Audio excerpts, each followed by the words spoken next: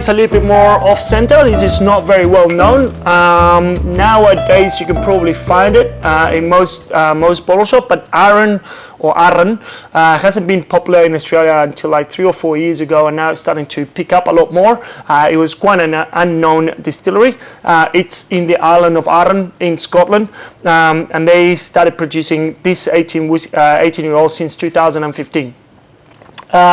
This one is 100% American oak again, and it's a very particular 18-year-old.